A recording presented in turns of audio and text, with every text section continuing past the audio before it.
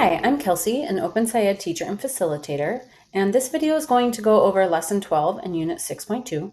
This is a pretty big lesson where students figure out important things they need to understand in order to explain this phenomenon. So let's take a look. First, how we got here. During Lesson 11, we figured out that a particle's speed is related to how much kinetic energy it has. The particles in hot liquids and gases have more kinetic energy than the particles in cold liquids and gases. And liquids and gases are made of particles that can move around freely. In this lesson, we are wondering, how does the motion of particles compare in a sample of matter at a given temperature? Here's the lesson at a glance. So this is an investigation lesson that takes 2 days long. We have 20 minutes of material prep. There are no hands-on investigations, but we do need devices and we don't have any videos. So we have two sense-making loops in this lesson. In the first sense-making loop, students begin to use an online simulation to investigate kinetic energy of particles at different temperatures and how particles interact. And then they share out what they figured out from this initial investigation. So in this first part, they figure out that the individual particles of a sample of matter are moving at different speeds. When one particle bumps into another particle, they change speed because the particle with more kinetic energy will transfer its energy to the particle with less kinetic energy.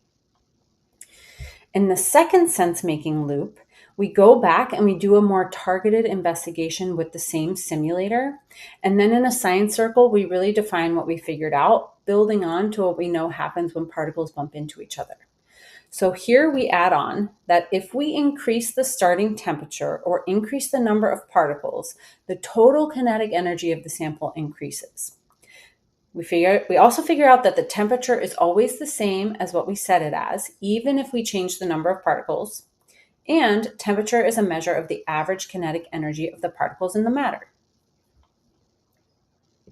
So to summarize, we figure out that not all particles in a sample of matter have the same kinetic energy. Kinetic energy is transferred from one particle to another in a particle collision. Temperature is a measure of the average kinetic energy of the particles in a sample of matter. And the total kinetic energy of a sample of matter is the sum of all the kinetic energy of the particles in that sample. If you add more particles to the sample, the total kinetic energy increases, but the temperature, the average kinetic energy, might stay the same. After all of this, we're left wondering, how could the motion of particles on one side of a solid wall affect the motion of particles on the other side of that wall? So I'm going to dig into two key moments, one for each sense-making loop. So in part 3, we explore the interactive simulation and we share out some things we figured out. This is the first key moment for the first sense-making loop. So this first investigation is more of an open exploration where the students make choices and what to change while recording data. As they do this, they readily see that the individual particles aren't moving at the same speed, and they change speed when they bump into each other. So in this discussion, I find it a really natural place to, again, make connections to what we already know. So that would be that kinetic energy is the energy of motion. Hotter matter has more kinetic energy, colder, less, and energy can be transferred. So I use all of that to have students explain what they're seeing with these particles. We explain that when particles collide, they transfer energy. And I'm using my hands here to show particles colliding, and the kids will do this too. But we're explaining now that when particles collide, they transfer kinetic energy from the particle with more kinetic energy to the particle with less. I put this on a chart now. So this is slightly different than how it's described in the teacher edition, but when I've done this with students, they almost always notice these things first with the simulator. They notice the difference in particle motion, they notice them bumping into each other and their kinetic energy changing. So that's why I like to chunk this. We figure out a lot of stuff in this lesson. So I chunk this in the first sense-making loop. I get it onto our chart now. And then in the next sense-making loop, I add to that chart. So part 6, we have a building understanding discussion. So this would be the next sense-making loop after we've done the second investigation. So in the second investigation, you assign groups to gather more targeted data. So you'll have some groups who are going to keep their initial gas temperature the same in the simulator and then slowly increase the number of particles. And then you'll have some groups who are keeping the initial number of particles the same as they slowly increase the temperature. Then we come together in a science circle, share this out, and we see that the more particles there are, the higher the total kinetic energy. The higher the temperature, the higher total kinetic energy. But the temperature of the sample never changes, even when we increase the number of particles. The temperature always stays the same as what we set it, even when we have more particles, less particles, things like that. So you get these things onto the chart, you add it onto the chart that you started from the last sense-making loop, and here you can define temperature. So this in the corner is a sample from my classes where we co-developed the definition of temperature. And this is important for the rest of the unit to have this definition. And I'm going to talk a little bit more about defining temperature in the next section of this video. But this is a really important and key point of this lesson where you're defining all of these things that we now know from this simulator. Okay, so I have a few material management tips and tricks for this lesson. To start, I actually alter the lesson question here. So the lesson question is, how does the motion of particles compare in a sample of matter at a given temperature? And I change it to, what makes particles start moving faster or slower? The reason I do this is because a lot of the navigation around this point leads us to think about what could cause particles to start moving slower or faster. So for example, this picture has the navigation at the end of lesson 11, where we're thinking about a cold drink warming up. And if a cold drink is warming up, it's gaining energy, and what could make that happen? So that's why I change it here. In this lesson, we figure out that particles start moving faster or slower when they collide with other particles. So it's not a total complete answer to this question, but it's getting there. And this question is a little more student friendly. Of course, it's not necessary to change the lesson question.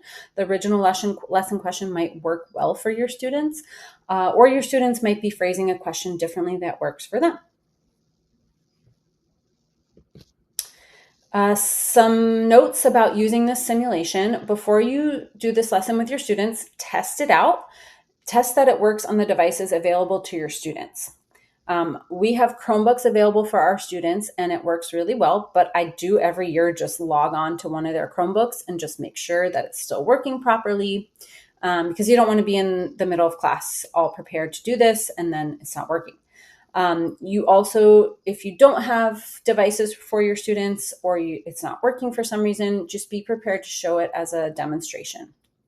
One more tip, I like to have groups or pairs work on one device rather than everyone in the group having a device open. They just work on one together. This forces them to work together and it forces them to talk to each other. Okay, last tip. So defining temperature. This can be difficult. It's been difficult for me in the past, and I found a few things that helps. So this is during our building understanding discussion. And when you're having this discussion, you have a few things charted. So we know that when particles collide, they change speed. We have that the particle with more energy transfers its energy to the particle with less. We have that when you add particles, total kinetic energy increases, but the temperature doesn't change from what you set it as. So this is where I move to the definition of temperature. So I say something like this. I explain to students that temperature measures something. Just like when you have something on a scale, weight or mass is measuring something as well. So mass tells us how many solids, liquids, or gases are on a scale. I ask students to guess what temperature measures, and they'll often say it measures how hot or cold something is, or they might say energy or kinetic energy. You can say or ask them, what do we know about things that are hot or cold? Well, that we know that they have more or less kinetic energy. So temperature measures how much kinetic energy something has. And I start with that definition. Temperature measures something, it measures kinetic energy. Then I add on that we saw in the simulator that not all the particles are moving at the same speed. Some have more kinetic energy, they're moving faster. Some have less kinetic energy. So if this is happening, then how do we get to one number as our temperature? It's an average. So some students kind of tend to get lost here. We haven't thought about the idea of quantifying kinetic energy. So telling them it's an average might be a jump. But that's okay. We have this definition here. We know it measures something, it measures kinetic energy, and we can continue to work with this definition and build student understanding as we continue on. But it's just important to have some sort of definition for students to work with going forward here. For our word wall management, we do add the definition of temperature here. For poster management, in the navigation into this lesson, we use that claims chart from the previous lesson briefly. And we also create a chart with these things that we have figured out from the simulator. That's important stuff that I want available to my students. So I make it, I put it on the chart and I put it on the wall. It's in words, and I like to add pictures as much as I can too. So like I have a picture of particle transferring energy there. And that does stay on the wall for the remainder of the unit.